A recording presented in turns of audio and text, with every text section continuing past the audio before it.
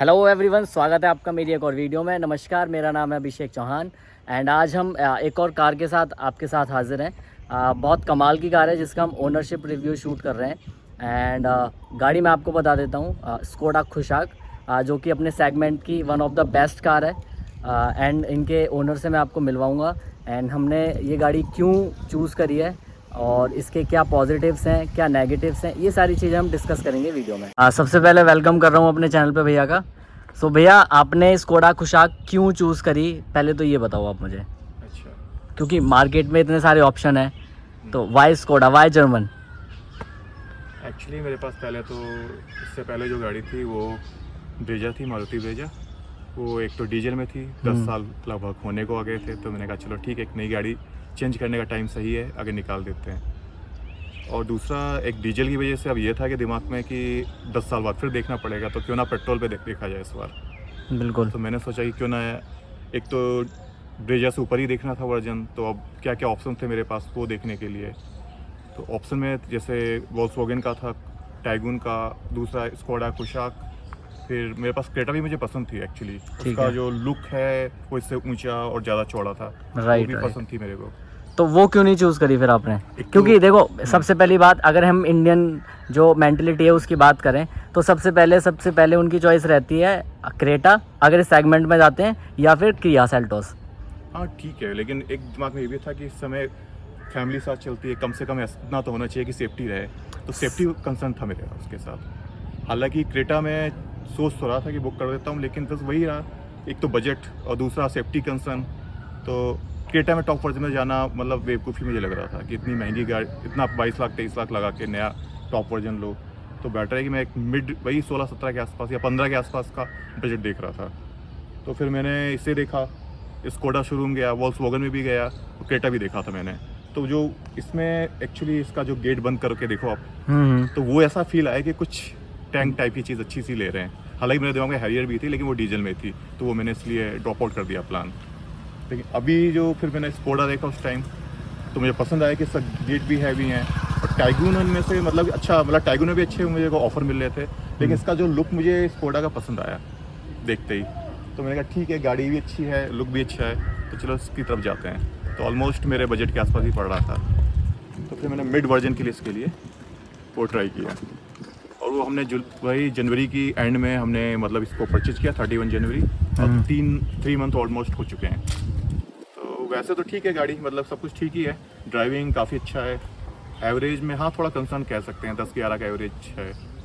बहुत स्लो चलानी पड़ता है, तब आपको 15-16 के आसपास एवरेज मिलता है। जैसे आप पॉजिटिव बताने ही आपने स्टार्ट कर दिए गाड़ी के, पहला क्वेश्चन ये है कि जैसे मार्केट में लोग गाड़ी लेने के लिए निकलते हैं तो उनका कंसर्न रहता है कि जैसे आज के टाइम में एसयूवी फर्स्ट चॉइस हो गई उनकी, तो एसयूवी के हिसाब से उसका इंजन है या नहीं है? मतलब आपने ये जो इंजन परचेज़ करा है इस गाड़ी के साथ, वो 1 लीटर का है या 1.5 TSI है? इसका 1 लीटर का इंजन है। तो आपने ये नहीं सोचा कि इतनी बड़ी गाड़ी, मजबूत गाड़ी ले रहे हैं, तो 1 लीटर का इंजन सफिशिएंट रहेगा? क्योंकि मारुति में, वैगनर वगैरह में ये इंजन आता है, तो ऑडियंस को ये पता चलना चाहिए आपने क्यों चूज़ करा ये इंजन। एक्चुअली शुरू में मेरे पास भी यही सेम कंसर्न था कि इंजन छोटा है, शायद मैं छोटी गाड़ी ले रहा हूँ, 1.5 पे जाना चाहिए, लेकिन वो बजट से बाहर जा रही थी। तो मैंने रिव्यू चेक किए इसके, और मतलब फीडबैक भी लिया, तो मुझे पता चला कि इसमें कहीं से भी लैक नहीं आता, खासकर आप प्लेन एरिया में चला रहे हो तो मेरी रनिंग भी प्लेन एरिया में ही है, तो मैंने यही ट्राई किया कि बेटर मेरे लिए बेस्ट ऑप्शन है। मतलब आपको पावर में कोई भी दिक्कत नहीं लगी गाड़ी? नहीं, पावर में कोई दिक्कत नहीं लगी, अच्छी चलती है गाड़ी काफ़ी, मतलब पिकअप वगैरह सब बढ़िया आता है? आप काफ़ी अच्छा है, मतलब रेजा से तो बेटर मुझे लगा। अच्छा, वो डीजल कार थी आपकी, और ये 3 सिलेंडर है, वो 4 सिलेंडर थी। फिर भी इसमें मज़ा आता है, मतलब चलाने में अगर आपको चलो इसमें मज़ा आता है। मतलब जर्मन कार का है ये थोड़ा सा, हाँ थोड़ा सा, मतलब कि हाँ चलाने में तो, ड्राइविंग में तो no doubt one of the best car car. तो ये आपका कौन सा वाला वेरिएंट है? ये मेरा मिड वेरिएंट है, एम्बिशन, स्कोडा एम्बिशन और वी करके। एक्चुअली मुझे ये चाहिए था कि बड़ी स्क्रीन होनी चाहिए। हाँ। तो जो इसका नॉर्मल वर्जन था एम्बिशन का, उसमें वो 8 इंच की स्क्रीन दे रहे थे। मैंने कहा नहीं, मुझे तो बड़ी ही चाहिए, तो उसमें उन्होंने फिर कहा कि एक वी करके है एम्बिशन में, उसमें आपको 10 इंच की मिल जाएगी। मैंने कहा ठीक है। चलो, आपका कंसर्न ये था कि आपको डिस्प्ले बड़ी मिलनी चाहिए, इसलिए आप मिड वेरिएंट पे गए। हाँ, तो डिस्प्ले और ऊपर से एप्पल वायरलेस एप्पल कारप्ले है, तो वो भी था। ठीक है। तो अब जो सबसे ज़्यादा ऑडियंस का क्वेश्चन रहता है, मेरा भी वही क्वेश्चन है कि आपने जो इसमें पैसे लगाए हैं वो वैल्यू फॉर मनी है या नहीं है, मतलब वर्थ इट लग रहा है आपको? आपने जैसे 3 महीने की करीबन गाड़ी चला ली, तो वो वर्थ इट लग रहा है आपको? काफ़ी हार्ड है इसका रिप्लाई देना, क्योंकि बहुत सारे क्वेश्चन होते हैं कि नहीं यार ये गाड़ी नहीं वो वाली ले लेते तो बेटर था। लेकिन मुझे लगता है कि अगर मैं रियली कंपेयर करूँ तो क्रेटा और जो भी ऑप्शंस है पेट्रोल के, आई थिंक एस्टर भी एक ऑप्शन था, लेकिन फिर भी मतलब ड्राइविंग में तो बेहतरीन गाड़ी है। बस ये कि थोड़ा स्पेस का पीछे वाली सीट पे खास तौर से 3 मतलब बड़े एडल्ट लोग नहीं बैठ सकते, थोड़ा सा रहता है मतलब इसमें क्रंच स्पेस का। बाकी का मुझे कोई दिक्कत वैसी नहीं लगी। मतलब वैल्यू फॉर मनी प्रोडक्ट लगा आपको ये? मतलब चलाने में मजा आएगा, पता ही चलता है कब कितने किलोमीटर चल जाते हैं, थकान वगैरह नहीं होती है? नहीं कोई थकान नहीं होती, काफ़ी मतलब बढ़िया रहता है इसमें। सबसे इम्पोर्टेंट क्वेश्चन, जो पॉजिटिव सबसे ज़्यादा इस गाड़ी के क्या है जो अट्रैक्ट करता है क्लाइंट को, और जो आपको भी जिसने अट्रैक्ट करा? आई थिंक पहला पॉइंट तो सेफ्टी है ही। ये लोग भी शो करते हैं, देखो आप ऐड में भी सेफ्टी रेटिंग 5 स्टार, वो आपको फील भी होता है। आप गेट देखो, बाकी किसकी और भी चीज़ें देखो, तो काफ़ी मतलब लगता है कि हाँ build quality top build quality है अच्छी, बेहतरीन है। क्रेटा और हुंडई से तो खैर, इनसे क्रेटा और किया से तो कंपैरिजन है ही नहीं इसका। दूसरा जो पॉइंट है, ड्राइविंग डायनेमिक्स बहुत अच्छे हैं इसके। आपको चलाओगे तो आपको फील ही नहीं होगा, मतलब थकान भी नहीं महसूस होगी, और गाड़ी काफ़ी अच्छा है, मतलब लाइन चेंज करने में कोई भी प्रॉब्लम नहीं आएगी, आपको बड़ा इजी रहेगा। ये सब चीज़ें खुद ही पता चलेगा कब चेंज हो गया है, स्मूथनेस है, कॉन्फिडेंस आता है आपको। हालांकि ये चीज़ मुझे अपनी पुरानी गाड़ी ब्रेजा में भी कभी महसूस नहीं हुई, मतलब कि वहाँ पे इतना अच्छे डायनेमिक्स नहीं थे, इसकी है कि इसमें चलाने में काफ़ी मज़ा आता है। और तीसरी चीज़ इसकी जो पॉजिटिव पॉइंट है वो है इसका एवरेज कह सकते हैं, क्योंकि वैसे तो अभी मेरा मतलब स्टार्टिंग है 3 मंथ ही हुए हैं, मैंने एक बार 15 और 18 इस तरीके से एवरेज निकाले हुए हैं। बस ये कि थोड़ा सा आपको इंजन पे कम प्रेशर डालना है तो एवरेज ठीक निकल जाता है, मतलब 17-18 तक निकल जाता है। आपने अभी तक कितना निकाला है? और मुझे लगता है कि अगर लॉन्ग ट्रिप पे जाऊँगा तो 20 से ऊपर निकल जाएगा आराम से। और अभी कितने किलोमीटर चल गई कार? ये है अराउंड 2000 के आसपास कंप्लीट होने वाले हैं इसके। उस हिसाब से तो अच्छा एवरेज निकल रहा है। हाँ उस हिसाब से, हाँ ये कह सकते हैं कि अभी ठीक है। बाकी का आगे 3-4 महीने या 1 साल बाद पता चलेगा क्या है इसका, लेकिन फिर भी मुझे लगा कि हाँ ये इसका स्ट्रॉन्ग पॉइंट है कि एवरेज इसका काफ़ी अच्छा है। जब हम जर्मन कार लेते हैं तो एक बहुत बड़ा क्वेश्चन मार्क आ जाता है सामने, जो इंडियंस को ना अलग कर देता है इस कार से, कि इसकी सर्विस कॉस्ट और पार्ट्स वगैरह ना काफ़ी मार्केट में महंगे मिलते हैं, जिससे लोग ना कतराते हैं इस ब्रांड के पास जाने में। तो वो बताओ आप उसको किस तरीके से लेते हो आप? सर्विस कॉस्ट में आई थिंक ये तो इंडिया में प्रोडक्शन चल रहा है, तो मुझे नहीं लगता है कि इसके ज़्यादा महंगे होंगे। बाकी का इनका पैकेज है, जैसे कि 4 साल का ये ऑफ़र कर रहे हैं मेरे को, तो उसमें 26,000-27,000 के आसपास है। तो 4 तो सर्विस आपकी फ्री ही हो जाती है एक तरीके की, उसके पैसे देने के बाद। तो मुझे लगता है कि ठीक है, मतलब 7,000 के आसपास पड़ेगा आपका, 6-7 हज़ार के बीच में, तो ठीक है, फ़ाइन है। और दूसरा मुझे बेनिफिट ये लगा कि इसकी जो सर्विस होती है वो 15,000 किलोमीटर के बाद होती है, तो वो भी बेटर है कि मतलब हाँ मतलब गाड़ी में रिलायबिलिटी अच्छी है, 15,000 किलोमीटर कोई दिक्कत नहीं है। और दूसरी गाड़ियों में वही 10,000 15,000 उस तरीके से होती है, तो इसमें कम मतलब ज़्यादा किलोमीटर कवर हो जाएंगे कम सर्विस में, तो वो भी एक बेनिफिट है। सबसे इम्पॉर्टेंट अब गाड़ी के नेगेटिव्स बताओ आप, क्योंकि देखो सब पॉजिटिव बताते हैं, शोरूम वाले पॉजिटिव बताते हैं, बहुत सारे यूट्यूबर भी पॉजिटिव ही बताते हैं, बट इसके नेगेटिव भी बहुत लोग बताते हैं। बट पर्सनली आपके क्या फील हुआ नेगेटिव पॉइंट्स, वो आप मुझे बताओ जो आम लोगों को पता होने चाहिए। पहला नेगेटिव पॉइंट तो इसका एवरेज ही है, मतलब ये प्लस पॉइंट भी है और नेगेटिव भी कह सकते हो, क्योंकि गाड़ी इतनी अच्छी है, मतलब चलाने में मज़ा आता है, तो आपको मन करेगा कि एक्सीलेटर दबा के चलाएं। लेकिन बस वही है, फिर एवरेज का 8-9 5 मतलब 8-9 के आसपास ही रहेगा अगर आप फील करते हो ड्राइविंग को तो। हाँ, तो वो इसका बड़ा नेगेटिव पॉइंट है, मतलब 8-9 का एवरेज। और पॉजिटिव भी वही है, स्लो चलाओ तो। आप कोई भी गाड़ी ले लो, टाटा सफारी या कोई बड़ी गाड़ी, उसका भी इतना ही है, तो फिर वो चीज़ थोड़ा रह जाता है कि हाँ एवरेज है।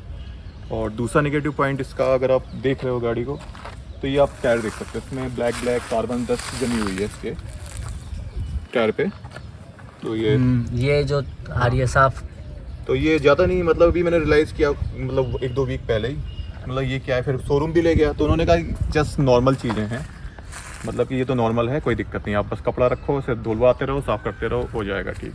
बट इतनी नई कार में ये कार्बन आना नहीं चाहिए। हाँ, तो ये इतना मतलब गाड़ी आपकी नई है और फिर भी आपको ये चीज़ें, मैं तो इससे पहले मतलब और भी गाड़ियाँ थी तो कभी एक्सपीरियंस नहीं की ये चीज़, और नई गाड़ी में एक्सपीरियंस की तो वो भी थोड़ा सा अजीब सा, तो ये थोड़ा सा कह सकते हैं दूसरा नेगेटिव पॉइंट है। बाकी का तीसरा नेगेटिव पॉइंट अगर आप देखो तो इसका मतलब कि साइज़ देख सकते हो, मतलब 3 पीछे, मतलब उतनी 3 लोग कायदे से बैठ सकते हैं, 5 सीटर बोलते हैं, लेकिन एक्चुअली 3 नहीं बैठ पाते इसमें एडल्ट। तो अगर मैं देखूँ तो मतलब 2-2.5 मतलब एक छोटा बच्चा बैठ सकता है, बाकी का मुझे नहीं लगता कि मतलब ये इसका नेगेटिव पॉइंट है, इतना स्पेस मतलब वैसे नहीं है बैठने में, ना लेग रूम वगैरह कुछ ज़्यादा नहीं लेग रूम मिलता। तो बढ़िया है, इसमें कोई दिक्कत नहीं है। लेग रूम मुझे अच्छा लगा, मतलब इसका कि पूरा आ जाता है, कोई दिक्कत नहीं। बट ये है कि इसमें मतलब ये जैसे है ना, यहाँ पे एक बैठ सकता है, एक वहाँ बैठ सकता है, बीच में सीटिंग नहीं है उतनी अच्छी। थोड़ा सा बच्चा बैठ सकता है या फिर कम एज का कोई बैठ सकता है। बाकी का चौथा अगर आप देखो तो इतनी महंगी गाड़ी, इतना पैसे लगा रहे हो आप, इसका जो इंस्ट्रूमेंट सिस्टम है, जो उसका कंसोल है वो इसका एनालॉग है, तो वो भी मुझे इसका निगेटिव लगा। एटलीस्ट डिजिटल तो होना ही चाहिए था। और चौथा इसका जो पॉइंट है कि इसकी जो लाइट्स हैं, ये एलईडी प्रोजेक्टर है ना, ये आपका एक तो ये एलईडी मतलब दिया हुआ है, जबकि ये आपका जो फॉग लैंप है ये हैलोजन में दिया हुआ है। तो बस वही प्रॉब्लम है, मतलब कि इसमें आप एलईडी दे रहे हो, उसमें हैलोजन दे रहे हो, तो ये थोड़ा सा मुझे लगा इसका नेगेटिव पॉइंट है। तो ये थोड़ा सा इतनी महंगी गाड़ी में आप ये भी नहीं दे पा रहे हो, तो थोड़ा लगा कि हाँ ये कॉस्ट कटिंग कर रहे हैं स्कोडा वाले। और पांचवा पॉइंट ये है कि इसमें आगे वाले दोनों टायरों में तो उन्होंने डिस्क ब्रेक दी है, जबकि पीछे वाले दोनों में ड्रम ब्रेक दिए हैं। तो ये मुझे नेगेटिव लगा, कितनी महंगी गाड़ी ले रहे हो और आपको पीछे क्या मिल रहा है, ड्रम ब्रेक। तो भगाओगे ऊपर से, रन करोगे गाड़ी को अच्छा खासा, और फिर ऊपर से ब्रेक में भी वैसे दिक्कत नहीं महसूस हुई, लेकिन हाँ ये चीज़ इन्हें चारों ही डिस्क ब्रेक देने चाहिए। तो ये थोड़ा सा मुझे लगा कि हाँ ये नेगेटिव पॉइंट है। और इसका आखिरी जो मुझे लगा कि इसका जो मतलब कि सीट है, हाइट जो है वो थोड़ा सा ऐसा लगता है कि हम किसी सेडान में बैठे हो, ना कि एसयूवी में। तो वो मुझे थोड़ा सा लगा कि एक मतलब इवन ब्रेजा की भी इससे हाइट जो थी मतलब ऊंची थी, तो मुझे लगा कि ऐसा सेडान गाड़ी मैंने खरीद ली हो।